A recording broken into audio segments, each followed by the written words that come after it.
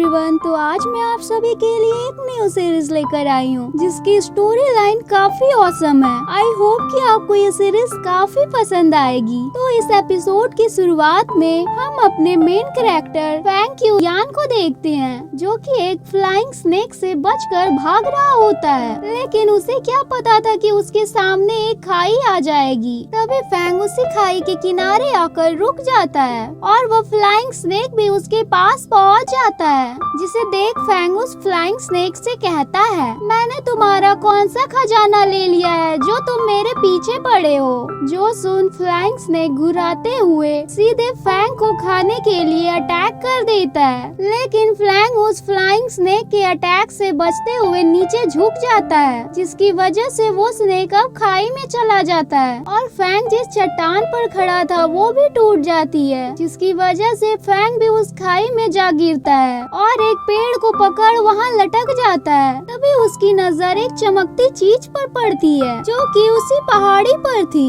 और फैंग जब उस चीज के पास जाता है तो वो एक मैजिकल हर्ब्स होती है, जो देख फैंग उसे जल्दी से खा लेता है और वापस से उस खाई से बाहर जाने लगता है। लेकिन तभी उसकी बॉडी में अचानक से बहुत तेज दर्द शुरू हो जाता है। इसके साथ ही उसके चारों ओर एक एनर्जी रिलीज होती है और वो वहीं पर जोरों से चिल्लाने लगता है, जिसकी आवाज सुन वो फ्लाइंग स्नेक भी वहाँ पर आ जाता है। तभी वो फैंग पर अटैक करना शुरू कर देता है, जो देख फैंग जल्दी से ऊपर की ओर चढ़ने लगता है। लेकिन वो स्नेक फैंग को ऊपर जाने का मौका ही नहीं दे रहा था, इसलिए फैंग पहले अपने पास एक सेफ प्लेस को सर्च करता है, जहाँ पर उसे एक झरना नजर आता है और फैंग अब उस स्नेक को मारने का डिसाइड कर उससे कहता है, बस अब बहुत हुआ, अब लगता है मुझे तुम्हें अपनी पावर दिखानी ही होगी। और वो इतना कह सीधे स्नेक पर अटैक कर देता है और जल्दी फैंग उस स्नेक को उठा पटक कर जान से मार देता है। अब सीन उस झरने के किनारे पर शिफ्ट होता है, जहाँ पर फैंग अब आराम कर रहा था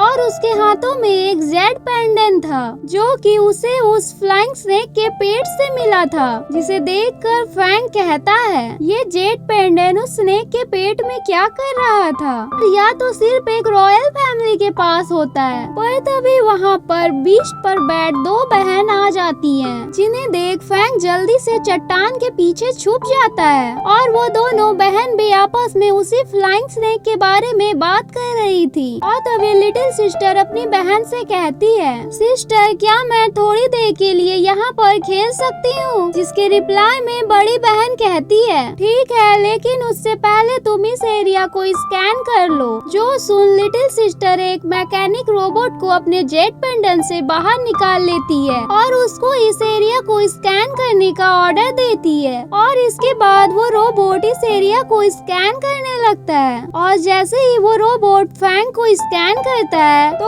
उसका जेट पेंडेंट उस रोबोट की पूरी लाइफ एनर्जी को अपने अंदर एब्जॉर्ब कर लेता है। तभी वो रोबोट वहीं पर गिर जाता है, जो देख बिग सिस्टर उस रोबोट के पास जाने लगती है, जिसे फैंग भी देख रहा था। तभी उसके सिर में अचानक से फिर से वही तेज दर्द शुरू हो जाता है और तभी उसे अपने स्पिरिचुअल वर्ल्ड में 5 एलिमेंट स्पिरिट दिखाई देती है। लेकिन इस बात को तो वह इग्नोर कर देता है और अब सीन वापस से प्रेजेंट में शिफ्ट हो जाता है, जहाँ पर बिग सिस्टर अब उस रोबोट को टच करने ही वाली थी कि तभी फैंग को दोबारा से फ्यूचर की एक झलक दिखाई देती है, जिसमें वह मैकेनिक रोबोट ब्लास्ट होने वाला होता है। इसलिए फैंग तुरंत ही बिग सिस्टर को उस मैकेनिक रोबोट से दूर लेकर जाता है। तभी वो मैकेनिक रोबोट अब ब्लास्ट हो जाता है और यहाँ पर इन दोनों के बीच में रोमांटिक सीन बन जाता है और तभी अचानक से फैंग वहाँ पर बेहोश हो नीचे गिर जाता है। तभी वहाँ पर लिटिल सिस्टर अपनी बड़ी बहन के पास आते हुए कहती है, सिस्टर क्या तुम ठीक हो?